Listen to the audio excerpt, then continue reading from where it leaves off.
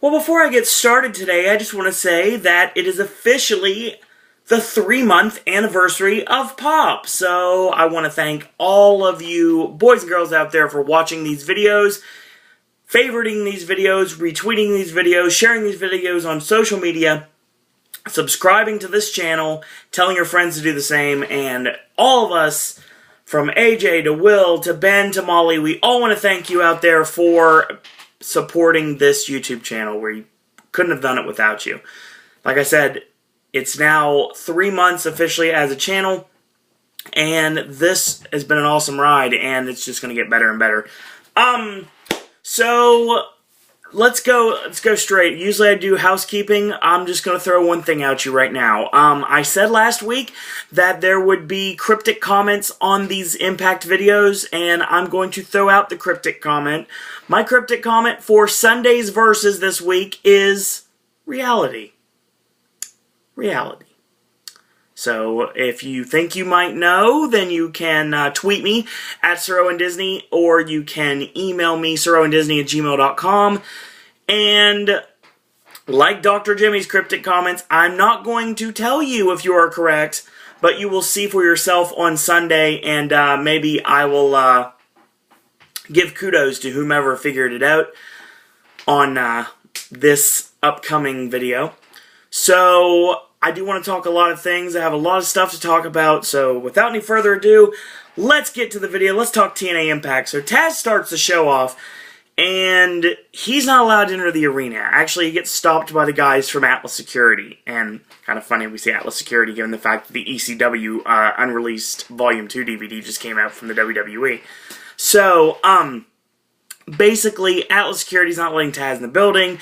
Hulk Hogan said Taz isn't allowed in the building, so Taz is like, this is ludicrous, this is ridiculous, and you guys know me, and they're like, you know, Taz, it doesn't really matter, we're just doing what the boss says. Boss's orders. So, that's how we start off the show. And, I got a lot of things I want to talk about tonight, so let's get this going here, because we have a really early filming schedule tomorrow. I'll talk about that, actually, probably at the end of the video. So, Austin Aries comes out, and basically says Impact is focused right now on the World Heavyweight Championship, and of course the champion, which right now is the Motor City Machine Gun Chris Sabin. And of course, we are knee-deep in the Bound for Glory series. Now, Aries congratulates Sabin publicly, but he's now got a bullseye on the back of his head. He's now the Hunted. So, he will win the Bound for Glory series and become the World Heavyweight Champion once again. So he continues to talk about this dream match between Austin Aries and AJ Styles. Now, this has been the match that everyone wants to see, from the boys in the back, to the fans, to the popcorn vendors, to everyone under the sun wants to see this match in Impact. And actually, it did happen on a, I believe it was a base brawl event, I'm pretty sure, with AJ beating Aries. But, kind of like how Ric Flair and Hulk Hogan in the WWF was promoted as their first meeting, and they wrestled in a house show where Hogan won by countout. Anyway, that's basically what happened here. So, Bobby Roode comes out, and Bobby Roode basically said, no more joking around, it's time to get serious, time to get back to the basics, the thing that basically made him the longest reigning TNA World Heavyweight Champion in company history. He says, you want to talk dream matches? How about we talk nightmares? Ever since the last Destination X, when you beat me for the championship, ever since then, everyone forgets just what Bobby Roode is capable of.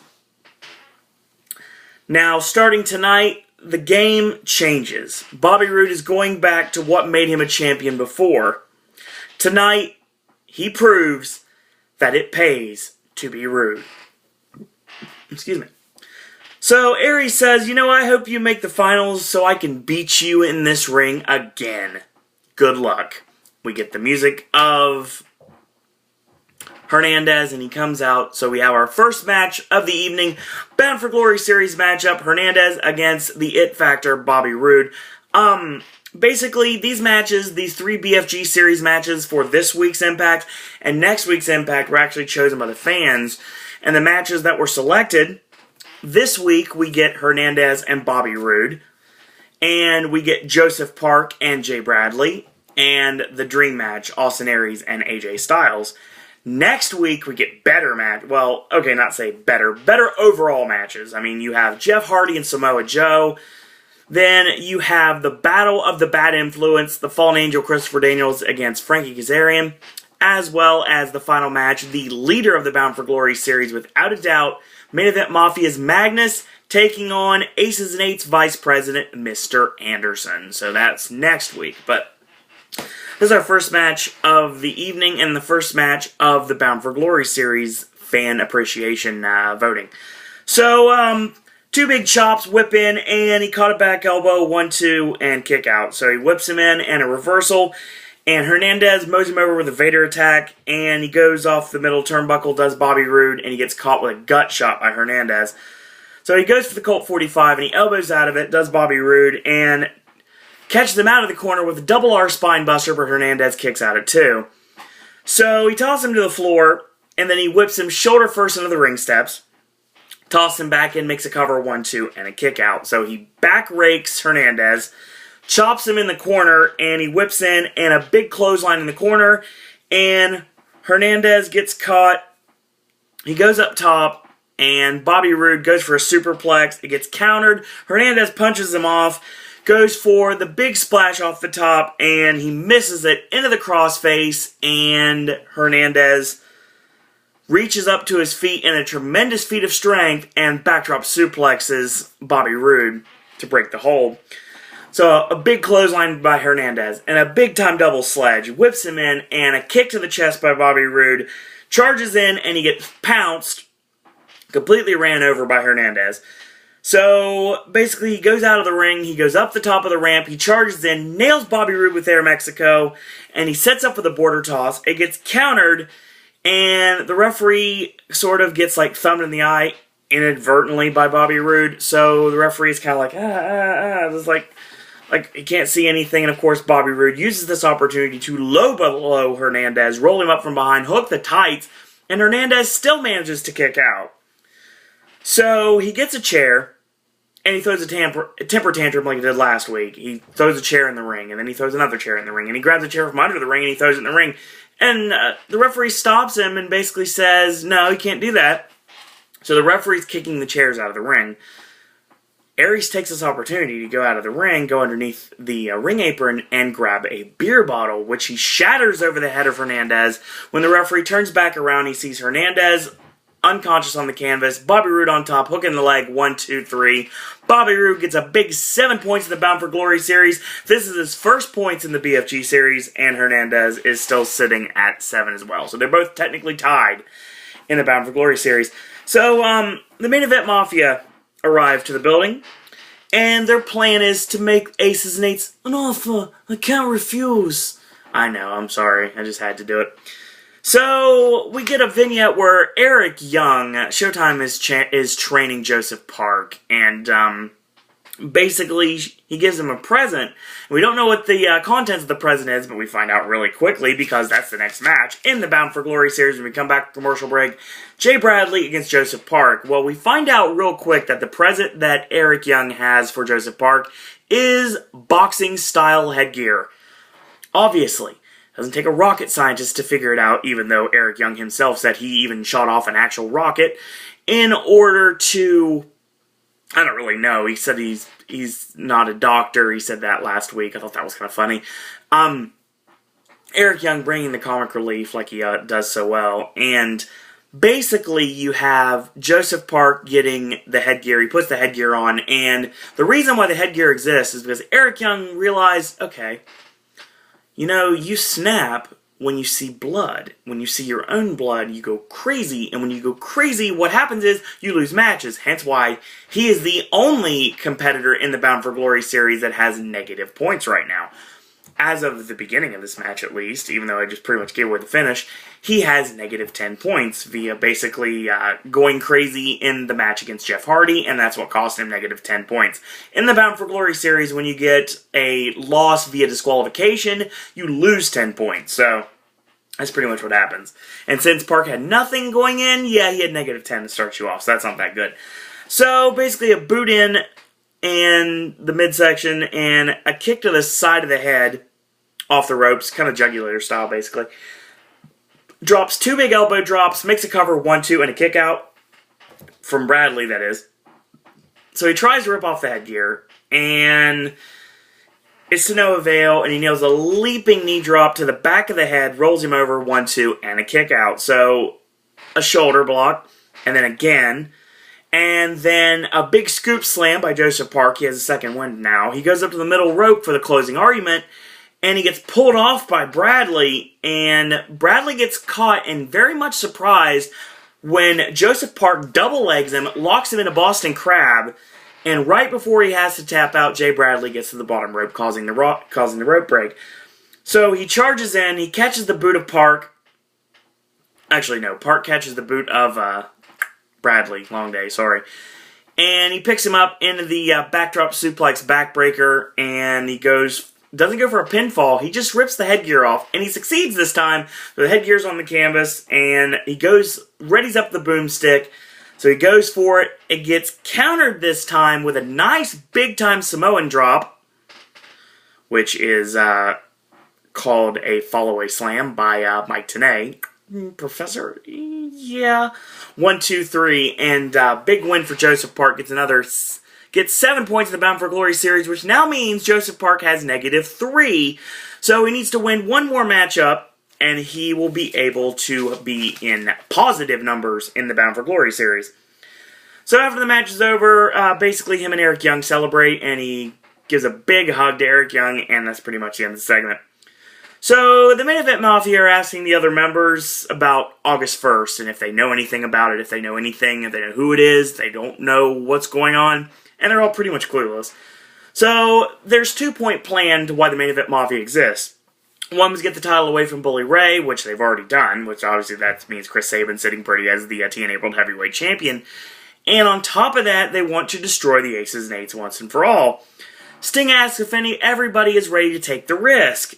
And everyone is 100% down. They're ready to go. And of course, they're ready to make that offer that the Aces and Eights can't refuse. So, we get our champion versus champion match between the X Division champion, Manic, has been, of course, known as TJ Perkins, taking on current reigning and defending TNA World Heavyweight Champion Chris Sabin. This was a spot fest and a half. Really good back and forth match that kind of went too fast-paced at one point, to the point that there was a couple, miscues every once in a while. But overall, this match was solid for what it was. Like I said, it was definitely a spot fest, I'll give you that. But it was a very entertaining spot fest. This match was actually really good. I mean, it's not really good about necessarily psychology or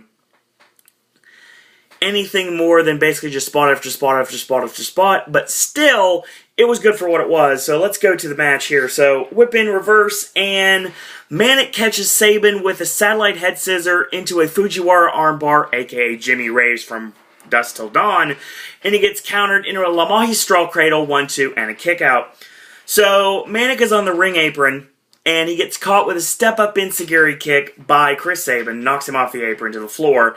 So basically, Sabin comes out, picks him up in a fireman's carry, and lifts him up in the air and drops him chest first across the ring apron.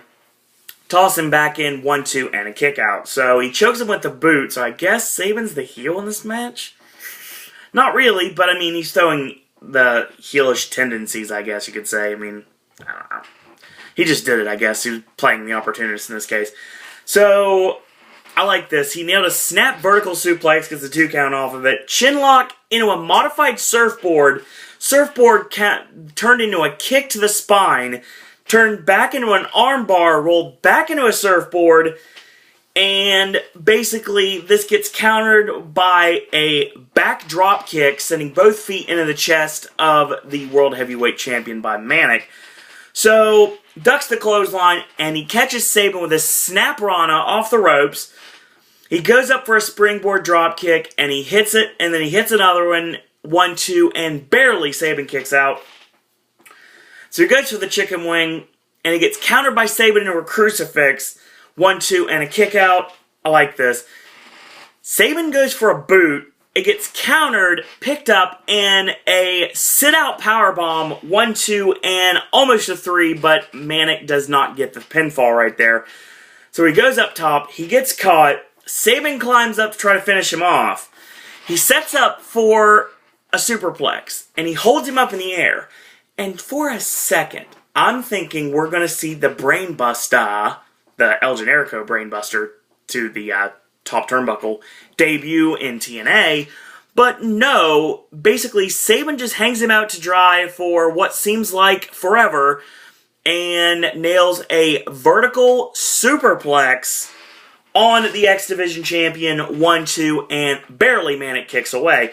So Sabin with the forearm, and Manic counters with a European uppercut. And then they trade back and forth. And you see like the 10,000 hit combo and a spin kick and a big time Yakuza kick by the world champion on Manic. Goes for Hail Sabin. Hail Sabin countered into the chicken wing, going for the gutbuster, obviously. Reverse into a forward roll, 1-2, and a kick out. So back heel kick to the side of the head. Sabin kind of staggers, catches him off the ropes, rebound Ace Crusher, and he nails the grounded side kick, the GSK, and basically goes for Hail Sabin. This time it connects, 1, 2, 3, and what a match. Champion versus champion, Chris Sabin comes out on top. And after the match, Bully Ray comes out and jumps both men. And he goes like he's going to whip them with a chain. But it was not to be. Sabin fights him off, ends up hitting the step-up enziguri kick, makes Bully Ray powder to the outside, and we're going to have one hell of a match on August 8th, 15th at Hardcore Justice inside a steel cage with the World Heavyweight Championship on the line. Both the Main Event Mafia and the Aces and Eights not going to be a factor in this match, but we'll see what happens from there. So that was really entertaining. So Taz is still backstage, and of course, midway through the show, we see a stretch Hummer show up, and obviously we think that August 1st is in there, and that's what we're calling this gentleman from now on, August 1st. So, basically, Taz is like, you know what? You're not going to let me in the building, so guess what? I'm going to expose this August 1st. So he goes to the door, and he opens it, and he's like, you got to be kidding me. Cameraman, you got to see what I'm seeing. So he opens the door, and the camera pans in and sees nothing but the laptop. A laptop playing the August 1st videos on a loop. Yeah, Taz is thwarted yet again. So we still don't know who August 1st Warning is. And we get our next match of the evening, which was set up via a attack last week on Impact by Gail Kim. Gail Kim taking on ODB. So this marks ODB's official Impact Wrestling in-ring return. So Gail goes to the middle turnbuckle, and she looks like she wants to dive off. Excuse me. But she jumps down because ODB is all the way across the other side of the ring, so that's not going to happen. So chokes ODB in the corner with her boot, and a European uppercut, catches her off the ropes, nails a front dropkick, 1-2, and a kick out. So chokes her on the bottom rope with her kneecap, and gut shot to the midsection, hooking clothesline off the ropes. ODB gets covered, 1-2, and no, ODB kicks out. So she charges in a big crossbody in the corner, and it's interesting that I heard that sound. So anyway, basically crossbody in the corner, and 1-2, and a kick out. So basically goes for another lateral press, 1-2, and a kick out. So two big forearms, goes for a clothesline. She ducks it this time. Big forearm on Gail. And she goes for the big splash in the corner, and she misses. Boot in, whip in, reverse, duck, clothesline. There's a shoulder block and another shoulder block. ODB in firm control at this point. Nails the fall-away slam, does the kip up, and nails a running power slam out of the corner. Very reminiscent of Dr. Death Steve Williams' Oklahoma Stampede.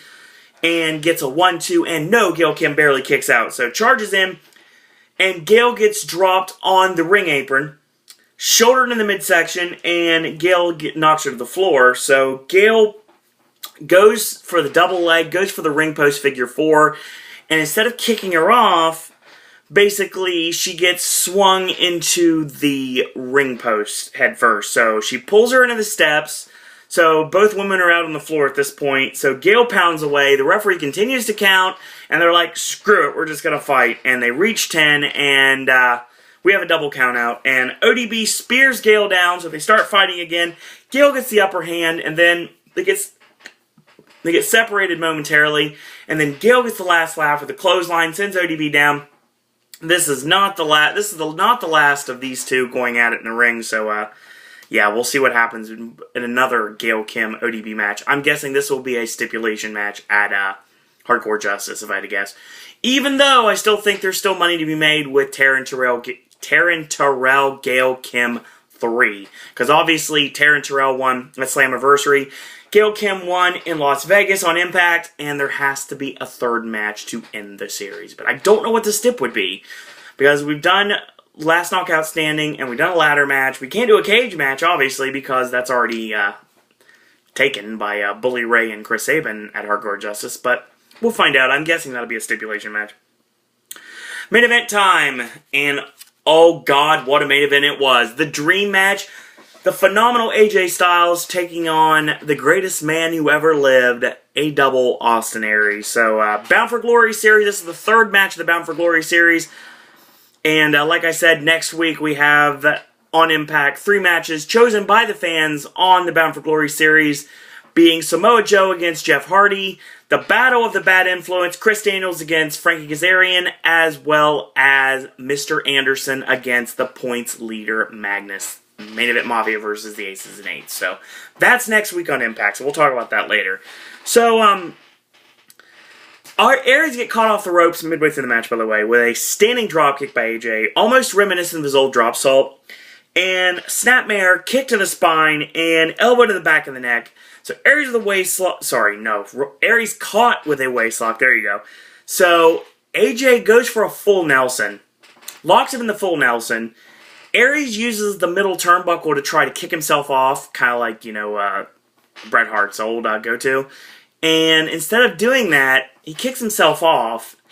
AJ catches him, full Nelson, nails him with a release dragon suplex out of the corner, and the momentum carries Aries out of the ring to the floor. So, basically, AJ gets back in, slams him into the ring apron, tosses him back in, and whip in, charge, and catches the back elbow, and a discus elbow, not a rolling elbow, kind of like just like a spinning elbow, basically, off the ropes, and he nails it with a huge clothesline, almost decapitates AJ Styles, suplex, which is, well, suplex or brainbuster, depending on how you want to go with it. I'm guessing he's probably going just for a suplex at this point. So suplex blocked, gets countered, AJ with a vertical neck breaker, and that gets countered into a backslide from Aries, 1-2, and a kick out. So AJ backdrops Aries over the top rope to the floor, but no, he lands on the ring apron, and he catches him in the ropes with a headlock into an inverted bulldog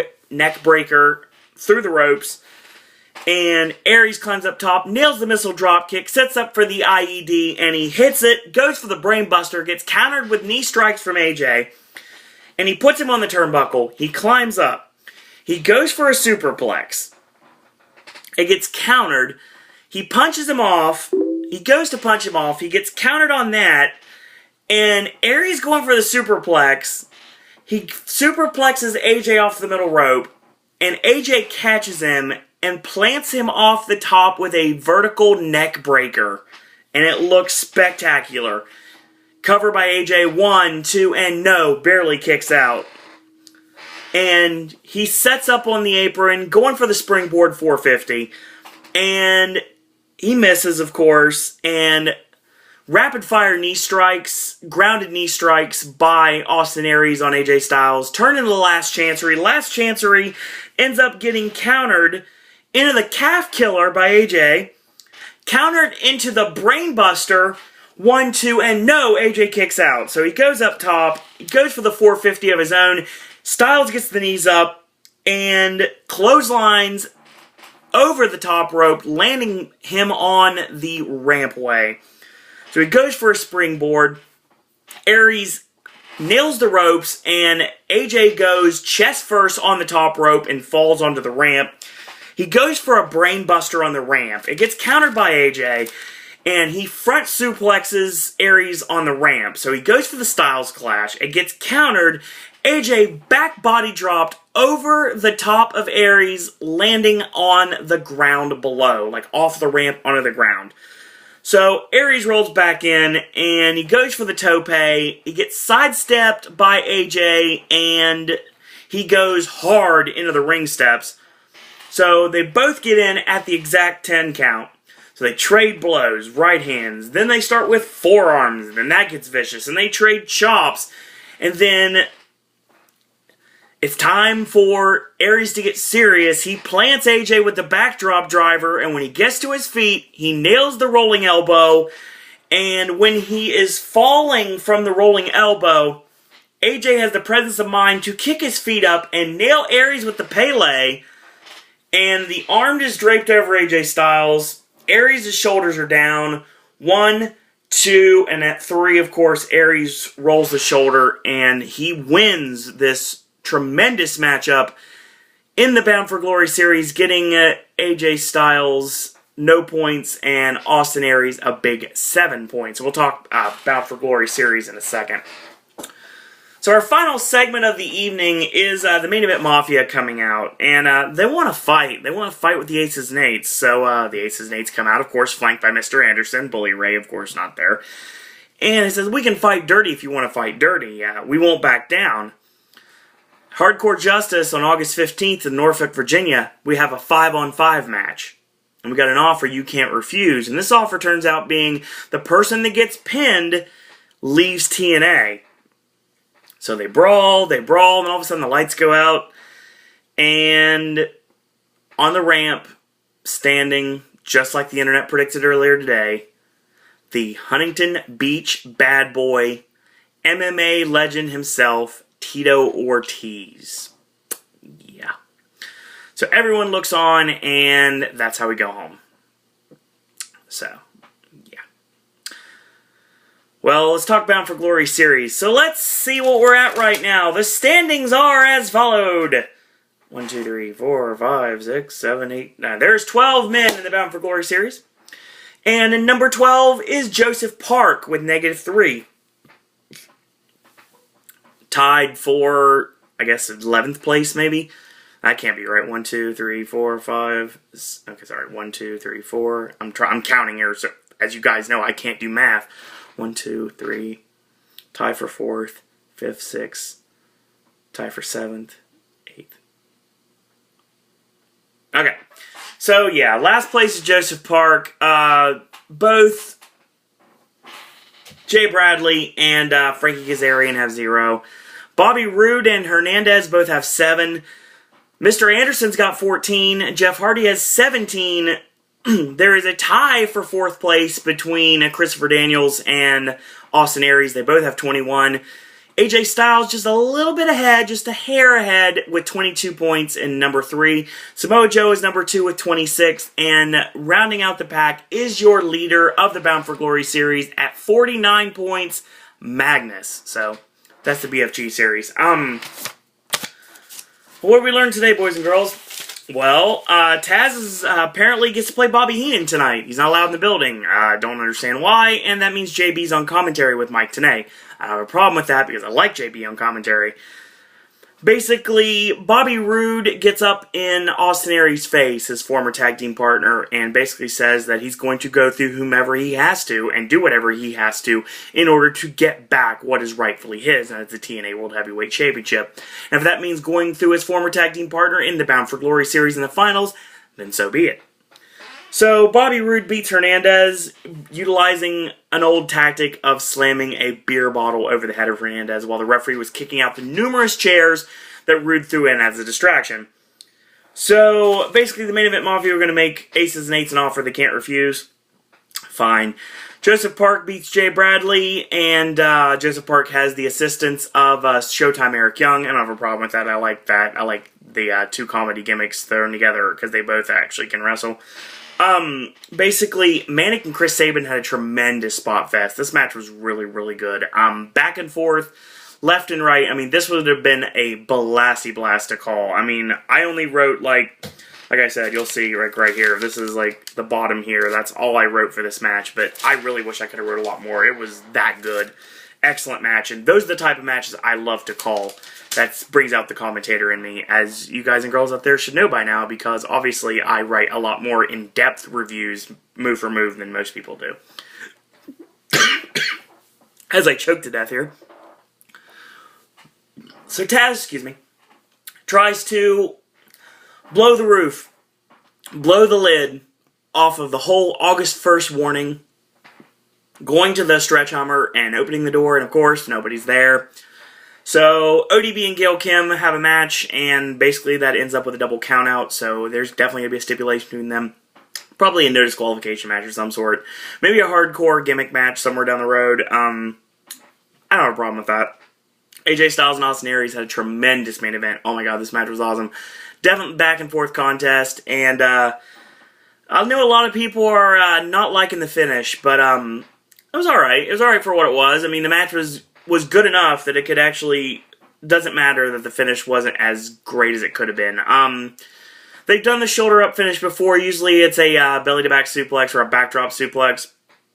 Usually it's like someone has a bridge and you throw the shoulder up right at the nick of time, and then there's two referees, they do some sort of a dusty finish, and I don't know if you could do that, but they didn't go that way. They literally went with Baby Hebner raising the arm of Austin Aries as the winner of the match, even though he still looked dumbfounded at the end. Main Event Mafia and Aces and Eights, of course, going to battle on August 15th, 5-on-5, to determine who leaves TNA. Okay. Couple of problems with this. So, I know a lot of people on the SNS Radio Network Facebook page, and I just read it a second ago, are basically saying this is Sting's swan song in TNA. So, this could be Sting's way out, so he, of course, ends up facing The Undertaker at WrestleMania like everybody wants.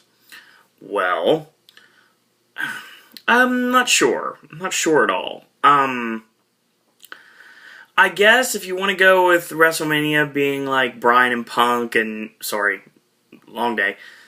You want WrestleMania to be Punk, Undertaker, and Sting. I guess that's the way to do it. But I don't think Sting's going to lose the pinfall. That's too obvious. Kurt Angle might lose the pinfall. That might be a possibility. This may end up ending the Aces and Eights and end up putting another Aces and Eights member out of the company. This might be how Nux gets out of the company. Or Nux does nothing else. And again, Devon is now a road agent, so maybe he doesn't need to wrestle anymore. I know a lot of people don't want to see Garrett Bischoff anymore, or Wes Briscoe anymore, or, Mr. Anderson's not losing, so don't worry about that. So, another thing is, Rampage Jackson could lose, because there's no reason for him to be a wrestler. Okay, here's where I'm going to start my little rant here. So, I'm going to throw these away, because this is done for the day. Alright, 32 minutes in, this is Suro and Disney angry. Okay, here's the deal. First thing I hate right now, I love TNA. I'm a TNA fan. I am proud to call myself a TNA fan now. They've made a lot of very questionable decisions lately. Obviously, my biggest one for me is getting rid of Doc, but obviously that's just a personal thing, and that's not anything to do with the company. They have made a lot of bonehead decisions lately. Now, they got rid of a lot of superstars and everything. Some, hopefully, will found new employment already, i.e. Joey Ryan. And others need to find employment, i.e. Doc. But basically, here's my thing I want to say about this. If they fired or released superstars to make up the salary they're going to pay an MMA fighter who is not going to wrestle, but he's going to fight in freaking Bellator against Rampage Jackson, this is a stupid move. Now, granted, this is going to get nationwide coverage. When Tito Ortiz is announced, and of course this was announced earlier today, I believe it was earlier today, that Tito Ortiz was fighting Rampage Jackson in the next Bellator fight. Okay, I think it's December. It might have been not the next one, but December. So apparently Tito is going to fight him in December, and apparently there was a big deal that Rampage was going to fight Roy Jones Jr. in some sort of boxing match. I don't know if that's going to happen or not. I don't care. The thing, I'm not an MMA guy. I'm not an MMA guy at all. I've watched a lot of the UFC in the back in the day. I mean, like, back in the day when it was Ken Shamrock, Dan Severn, Oleg Taktarov. I mean, these were the... Hoist Gracie. These were the things I watched. Now, I watched a little bit of the Tito Ortiz-Ken Shamrock matches, and obviously you're not going to bring Ken Shamrock to TNA, But, I mean, you already did once. I mean, you missed an opportunity right there. But this isn't a good move. Bob Holly said it best on Twitter, basically. I'm going to paraphrase him. He basically said, this is doing well to build up the Bellator fight between Ortiz and Rampage and does absolute jack for TNA as a company. I think this is a stupid move. I mean, Tito Ortiz is going to bring focus, but for the wrong reasons. I mean, Tito's not going to wrestle. I mean, I don't see him wrestling. I mean, he's not joining Aces and Eights. I mean, it doesn't matter. I mean, what is he going to do? What is Tito Ortiz going to do? I mean, he could wrestle, but I don't know. I mean, this is stupid. Rampage Jackson being in the main event Mafia as Muscle, I get that. That's fine. I got no problem with that. And that would mean good reason for Tito to join the Aces and Eights. And of course, if this would have been 5 months ago and Aces and Eights wasn't extremely played out, I would probably say Tito Ortiz would have joined. And that would have been the clash between Tito Ortiz and Rampage Jackson, main event Mafia against Aces and Eights. That would have been what I would have went with. If you want to go that direction, you want to bring TNA MMA fighters, that's fine, but do it in a different way. WWE wants to get into the MMA business. There is a reason they don't challenge Dana White. Dana White cannot be stopped. Bellator is doing a good service by having Rampage and Tito Ortiz. That's going to help Bellator out tremendously. Both Randy Couture is probably the next guy for Bellator anyway.